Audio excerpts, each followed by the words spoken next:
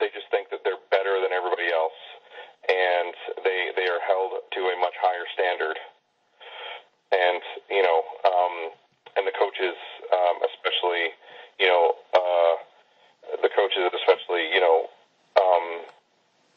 put them on that pedestal and expect more from them. Mm-hmm.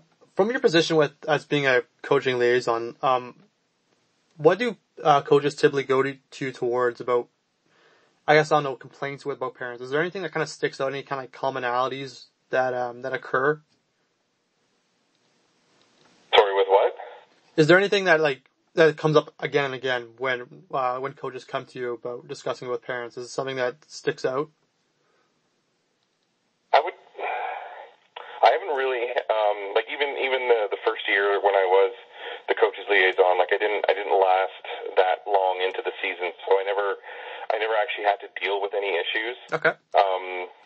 And this season, we had the hockey hasn't even started yet, so we haven't. I actually just put a post out on Facebook, requesting coaches because we've had zero coaches put in an application yet. Okay. And our vice president was texting me yesterday because she said that she was talking to somebody who wants to coach one of the younger age groups and stuff. So I just said to her, well, tell him to apply,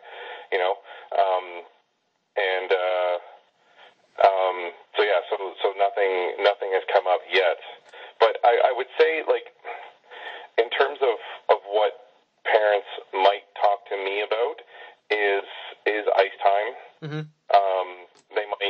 They might be concerned, if their kid isn't getting the same amount of, especially if they're local league, if their kid isn't getting the same amount of ice time as everybody else, and then that would be a conversation that I would have to have with the coach.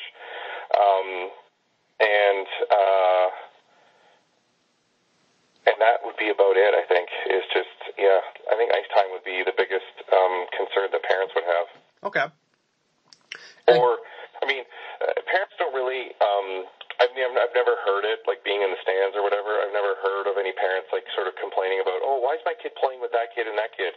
Why is my kid on a line with that kid and not with that kid? Why isn't he on a line with his friend or whatever? And it's to that I would respond, let the coach decide. The coaches know from practices and this and that, which kids play well together, and just because your kid's best friend is on the team too doesn't mean that they're going to play together, because they might not have the same chemistry as your son or daughter might have with this other kid, so things like that. So that kind of that would be my response to that. Right. Okay. And then just kind of in general, I know you mentioned the Respect in Sport course. Has that and the other behavioral policies, have they had a positive effect on the organization, or is there still work to be done?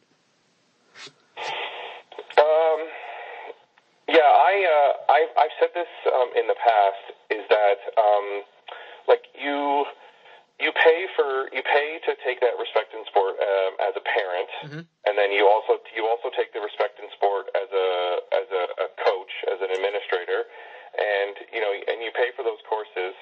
But what I think the program, the Respect in Sport program, it needs to have a quick little refresher either yearly or every other year, because you take this course when your kid is in preschool, for example. Mm-hmm. Well, then they go through all the preschool, they go through all the IP programs, they go through novice and Adam, and then now they're into Pee Wee, where they're older, they're bigger, and the games might mean a little more to them because they've been playing for 6 or 7 years, and the parents. You could ask them, do you remember signing off on this when you did the Respect in Sport? And they wouldn't remember. So I think, my opinion is that the Respect in Sport should have a mandatory refresher, either every year or every 2 years, where you just log on, and you don't have to pay for it again. You pay for it once, which is fine, but mm-hmm. you need to log on and, just reread everything that you agreed to. Just to keep it fresh in your mind that, hey, I signed off on this. I signed off that I'm not going to be that dickhead in the stands yelling and swearing at the refs. You know, I'm not going to be that parent who yells at the kids on the ice. You know, right? I'm going to be that. I'm going to be that parent who is, you know, supportive and respectful and all of that. And so that's why I think the Respect in Sport program, it needs to be revamped, and parents should have to do a refresher. Okay, that's really every once in a while. Yeah, I think that's a really interesting kind of way to approach it, because I know that it only has to be done once, and if I'm not mistaken, it only has to be done by one parent, right? Yes. Yeah, so, it could be a little bit of another issue is that only one parent has actually done the course when you have multiple people who are attending the games. Yeah. You know, like it could be the kid's mom who does it, because the you know, moms are the ones, you know, typically who make sure all the paperwork is done and all this and that and stuff. But then it's the dad who takes the kid to hockey every time, and his dad, you know, has never even, you know, read the course or even looked at the course or anything, hasn't seen anything. The dad may have not agreed to anything, but it's the mom who did it, and that satisfies it. So yeah, so like I think as part of that, I think it should be both parents that need to sign off on doing it. Okay.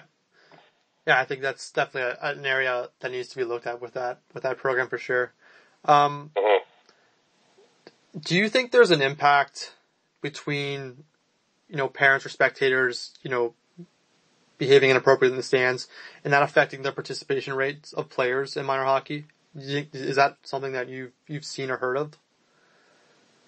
Sorry, say that again. The participation of kids and sorry, what again? So do you think there's an impact if for parents saying yelling or screaming in the stands? Like, do you think that has an impact on the participation rates of the players? No, kids on the ice can't hear a single thing that parents are yelling from the stands. Okay. That's the thing that drives me crazy. Like, I've been a coach for a few years now, and you know, and my wife, you know, she'll bring the rest of the kids and they'll come and watch, you know, my son's games and stuff, and after the game my wife will tell me, "Oh my God, you should have heard this parent yelling and screaming." And, you know, they were yelling and screaming at this one particular kid, and it's like, and I say, I say to my wife, I'm like, that's great. That's great that they feel that they need to yell and scream so much, because on the ice, you can't hear anything from the stands. Like, the only thing you hear from the stands are the cheers, and maybe the oohs and the ahs and the boos, if there's, you know, a collective, you know, everybody is cheering or everybody is whatever, right? Like when a goal is scored, you hear everybody cheering. That's about it. Like, but kids on the ice honestly cannot hear the individual comments that are being shouted at them. Okay. So I think it's a complete waste of time as parents who choose to yell at either at the ref or at individual kids for whatever reason. It's a waste of time because they can't even hear you. Okay. And the coaches on the benches, like, they can't hear anything either. Okay. They just hear muffled yelling. That's all they hear. It's just noise.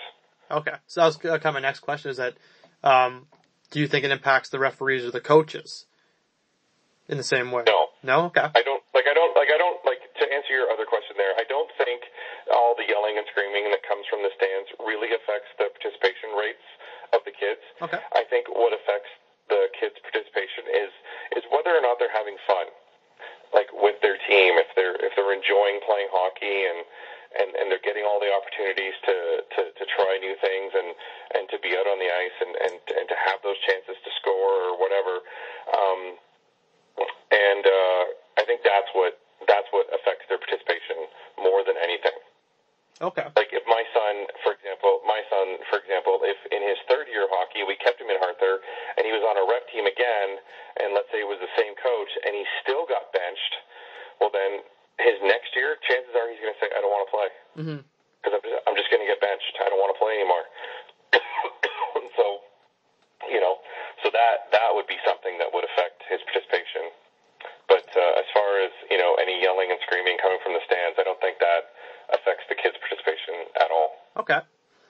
And then kind of lastly here, I know you mentioned that you're involved with the Arthur Soccer Association. Yep.